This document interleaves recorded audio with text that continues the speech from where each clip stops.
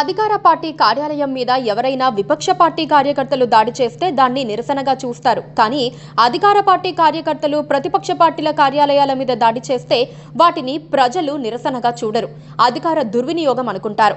అవి శృతి మించితే ప్రజలు అధికార పార్టీపై విశ్వాసం కోల్పోతారు, తమకు రక్షణ కల్పించలేరని అనుకుంటారు. ప్రతిపక్ష పార్టీలకే రక్షణ లేనప్పుడు తమకెలా రక్షణ కల్పిస్తారని అనుకుంటారు. తెలంగాణలో మెల్లగా ఇదే పరిస్థితి వస్తోంది. అధికారంలో ఉన్న పార్టీ అత్యంత జాగ్రత్తగా ఉండాలి. తాము ఏం చేసినా అది అధికార దుర్వినియోగం, చట్టాల ఉల్లంఘన అని ప్రజలకు అనిపిస్తే తర్వాత వచ్చే ఫలితాలు అత్యంత దుర్భరంగా ఉంటాయి. అధినేతలు అంత జాగ్రత్తగానే ఉన్నా కింది స్థాయి నేతలు చేసే పనుల వల్ల మొదటికే మోసం వస్తుంది. కాంగ్రెస్ క్యాడర్ ఇప్పుడు కట్టుతప్పుతోన్న సూచనలు కనిపిస్తున్నాయి. ఇటీవల బీజేపీ రాష్ట్ర కార్యాలయంపైనే దాడి చేశారు. తాజాగా బీఆర్ఎస్ భువనగిరి జిల్లా కార్యాలయంపై దాడి చేసి ధ్వంసం చేశారు. ఇతర పార్టీల కార్యాలయాలపై అధికార పార్టీ కార్యకర్తలు దాడి చేస్తే అది చిన్న విషయం కాదు. రాజకీయ కారణాలతో దాడులు చేయటాన్ని ఎవ్వరూ హర్షించరు. ఇంతగా తెగిస్తోన్న వీరు సామాన్య ప్రజల్ని వదులుతారా అన్న ప్రశ్న వస్తోంది. అందుకే అధికార పార్టీ కార్యకర్తల్ని అదుపులో ఉంచేందుకు పై స్థానాల్లో ఉన్నవారు గట్టిగా ప్రయత్నిస్తారు. కావాలని దాడులు చేస్తే ఊరుకునేది లేదని సంకేతాలు పంపుతారు. చట్ట ఉల్లంఘన చేయవద్దని హెచ్చరిస్తారు. అయితే తెలంగాణలో క్యాడర్ ఇప్పుడు అలాంటివేమీ పట్టించుకునే పరిస్థితుల్లో లేదు. బీజేపీ ఆఫీస్ పై దాడి ఘటనలో నిందితులు కాంగ్రెస్ వారైనప్పటికీ కఠిన చర్యలు తీసుకోలేదు. ఫలితంగా భువనగిరి జిల్లాలో అక్కడి నేతలు కాంగ్రెస్ ను తిట్టారని చెప్పి పార్టీ ఆఫీస్ పై దాడి చేశారు. ఈ ఘటన సంచలనం సృష్టించింది.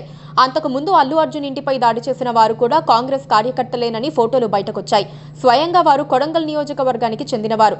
వారసలు అలా ఓ సెలబ్రిటీ ఇంటి మీదకు వెళ్లటమే దారుణమైతే తెల్లవారేసరికి వారికి బెయిల్ వచ్చింది. బీజేపీ కార్యాలయంపై దాడి చేసిన వారికి అంతే. ఇలాంటి దాడుల వల్ల కాంగ్రెస్ ప్రభుత్వం లా అండ్ ఆర్డర్ లో విఫలమైందన్న ప్రచారం జరుగుతోంది. ప్రభుత్వం పట్టించుకోకపోతే రేపు చోటామోటా కాంగ్రెస్ నేతలు కూడా ఇదే పని చేసి తమ దందాలు షురూ చేస్తారు. ఆ తర్వాత కంట్రోల్ చేయడానికి కూడా ఏమీ ఉండదు.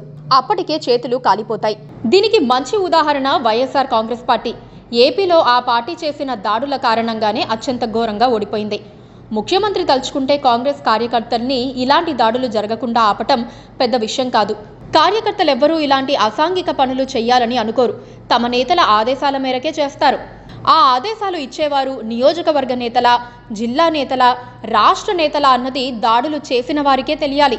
వారిపై కఠిన చర్యలు తీసుకోవటమే కాకుండా పార్టీ నుంచి బహిష్కరిస్తేనే ఇలాంటి వాటికి అడ్డుకట్ట పడుతుంది. లేకపోతే మొదటికే మోసం వస్తుంది. కాంగ్రెస్ అగ్రనేతలే దీన్ని గుర్తించాల్సి ఉందన్న అభిప్రాయం వినిపిస్తోంది.